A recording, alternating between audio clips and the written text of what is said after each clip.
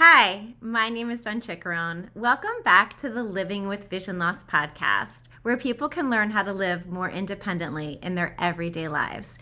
Today, we're going to answer the question, what is a low vision OT? I have been a low vision OT for over 25 years. I'm an occupational therapist, and I have a specialization in low vision therapy. I decided to specialize in low vision, and I'm so happy I did. I work with optometrists to get people back to being independent in their everyday lives. When you lose your vision, it's really hard to function and figure out how to be independent again. Being in the field of low vision and working with all the people I've worked with has just been a privilege. I start out with a low vision therapy exam by receiving a script from the doctor. In my case, it's a low vision optometrist. You can also have ophthalmologists that specialize in low vision, and they can prescribe low vision occupational therapy.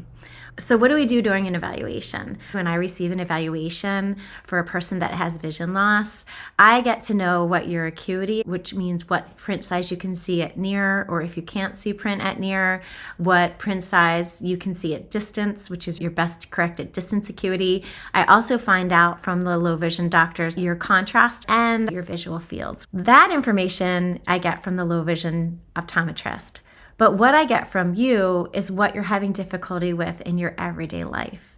And that's really important. The activities of daily living that we look at are eating, dressing, grooming or makeup, communication using your phone, community mobility, home management, cooking, shopping, reading, writing, school, work, and also leisure or fun. A lot of people I work with want to play an instrument again, or they want to crochet or write letters or access Facebook or Instagram. So leisure is definitely an important part of our evaluation. We identify all the things that you would want to work on, and then we set a treatment plan and goals.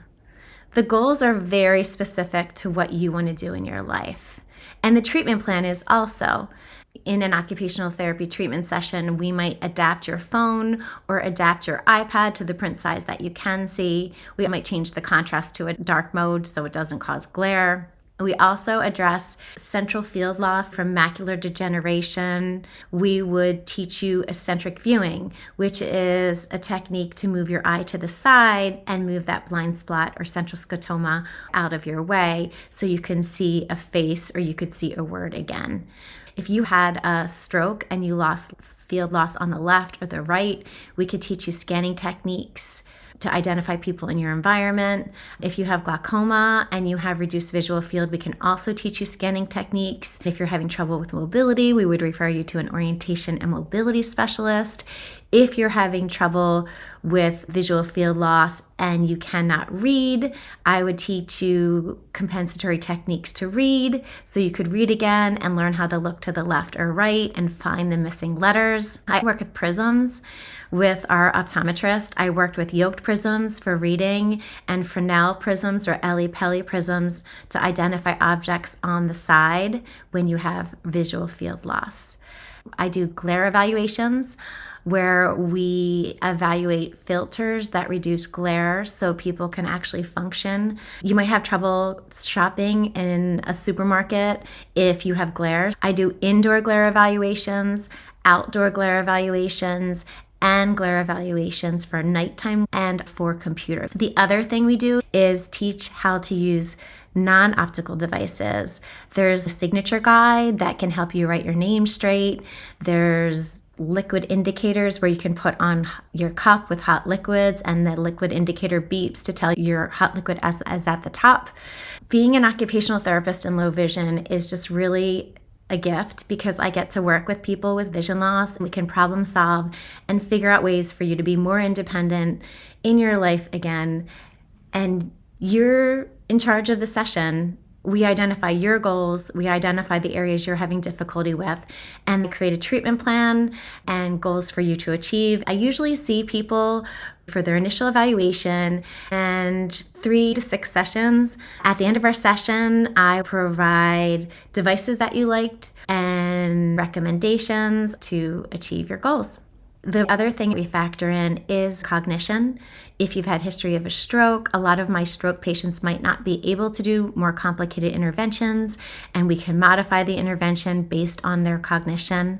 We look at the home environment and support systems. Who is there to help you at home? Would you want help with the task, or do you want to do that task yourself? And we look at range of motion, meaning do you have the ability to move your arms, to hold a device, to move your fingers to hold a device? We also look at strength, coordination, and sensation. Let me share some real life examples of an activity that we address and what we do. For eating, if someone had reduced vision and they couldn't see their plate, we might introduce the clock method to locate your food. The food at the top of the plate would be 12 o'clock, the right would be 3, the bottom of the plate would be 6, and the left of the plate would be 9 o'clock. If they are having trouble with contrast with eating, they might not see their mashed potatoes on a white dish.